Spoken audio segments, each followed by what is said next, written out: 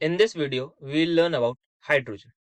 So its symbol is H, its atomic mass is 1.008, molecular formula H2, its molecular mass is 2, its atomic number is 1, its valency is 1, and its electronic configuration equal to 1 only, as it has its atomic number is 1 and only it has 1 electron in its K shell. So let's have a look on the position of hydrogen in the periodic table. So hydrogen is the first element in the periodic table. Its atomic number is 1. Hydrogen is unique element because it is the only element whose atom has no neutron in its nucleus, but only has one proton. So it only has one proton as well as one electron in its valence shell. The main criteria of placing an element with other elements in a group of the periodic table is its similarity in properties with other elements of the group. So hydrogen actually shows similarities in properties both with alkali metals as well as with the halogens. Means it shows similarity with first group element as well as with the 17 group elements. So resemblance in properties with alkali metals. So first of all, its electronic configuration. Just like alkali metals, it has one electron in its valence or outermost shell. For example, it has one shell, its electronic configuration is 1. Similarly, we have for lithium, its electronic configuration is 2, 1. So it also has one valence electron. Similarly, sodium has one valence electron in its outermost shell. Then ion formation. Just like alkali metals, it loses one electron to form positively charged ion, that is cation. So simply just like it forms H will give us H plus with one electron, and sodium will give us Na positive and one electron. So it forms similar cation as that of alkali metals. Thus, hydrogen, like alkali metals, has electropositive character. Now, valency. Just like alkali metals, it shows a valency of 1.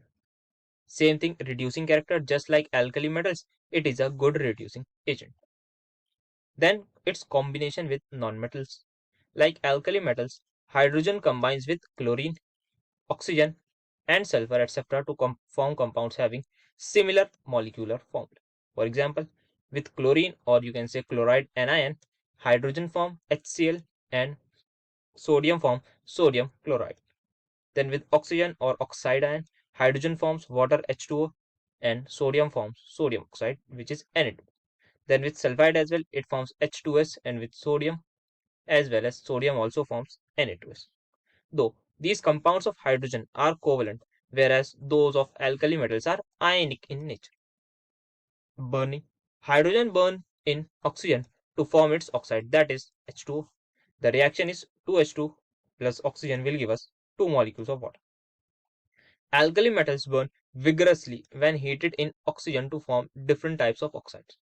Lithium forms monoxide, so this is the reaction. Sodium forms peroxide, so sodium plus oxygen will give us Na2. Then potassium forms superoxide. So the formula for superoxide is simply KO2. Then let's have a look on its resemblance with halogens. Electronic configuration. So just like halogens, it has one electron short of its nearest noble gas configuration, means it has one electron in its first shell, which is the valence shell, but it needs only one electron in order to achieve the nearest noble gas configuration, so it can easily gain one electron and forms H negative anion just like the halogens. So helium, which is nearest noble gas, it can achieve the configuration of helium. Then here we have fluorine. Its electronic configuration is 2, 7. And just like hydrogen, it also gains one electron and forms fluoride anion, whose electronic configuration is just like that of neon, which is 2, 8. Valency. Now hydrogen and halogens require one electron to complete their duet or octet. Therefore, both have a valency of 1. Then the tendency of formation of ions. In combining with highly electropositive elements like sodium, calcium, etc., hydrogen atom takes up an electron and forms negatively charged ion, an ion which is that is H negative or hydride, just like halogens which form a halide X negative ion, where X negative can be equal to fluoride ion, chloride ion, bromide ion, etc. Then the electronegative character. Like halogens, hydrogen is also a non-metal and shows electronegative character. So hydrogen on gaining one electron can form H negative anion. Chlorine on gaining one electron can also form chloride anion. Then the atomicity, just like halogens, hydrogen exists as diatomic molecule, which is H2. Like halogens, the two atoms of hydrogen are covalently bonded in H2. Then the formation of covalent compounds, just like halogens. So the covalent compounds include CH4, which is methane, then SiH4, ASH3, etc.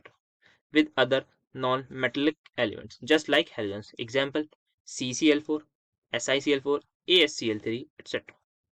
Therefore, as hydrogen shows similarity in properties with both alkali metals and halogens, so it can be placed in group 1 as well as in the group 17.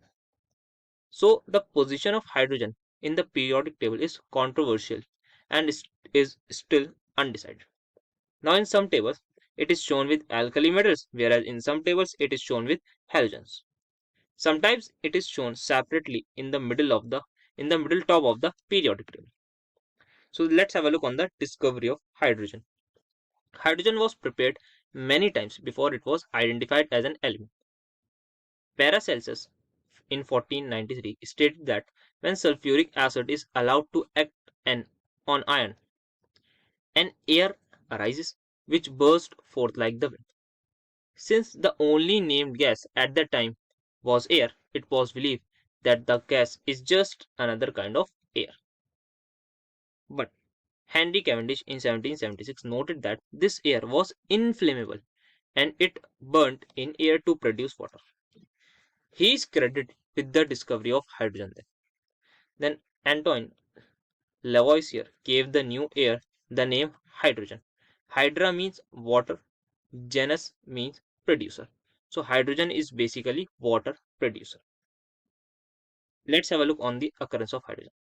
So it appears to be the most abundant element in the universe. Most stars are predominantly hydrogen. Example: 90% mass of the sun is of hydrogen. On the earth, hydrogen is much less abundant. It makes up only 0.88% the mass of the earth's crust. On the earth, free or uncombined hydrogen is rare. It is occasionally found in volcanic gases and also in traces in the atmosphere. On the other hand, the combined hydrogen is quite common.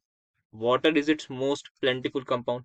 In coal and petroleum, hydrogen is combined with carbon as hydrocarbons. In the human body, two-thirds of which is water, which is approximately 10% hydrogen balance. All plants and animals are composed of compounds of hydrogen with oxygen, carbon, nitrogen, sulfur, etc. I hope it is clear to you. Thank you.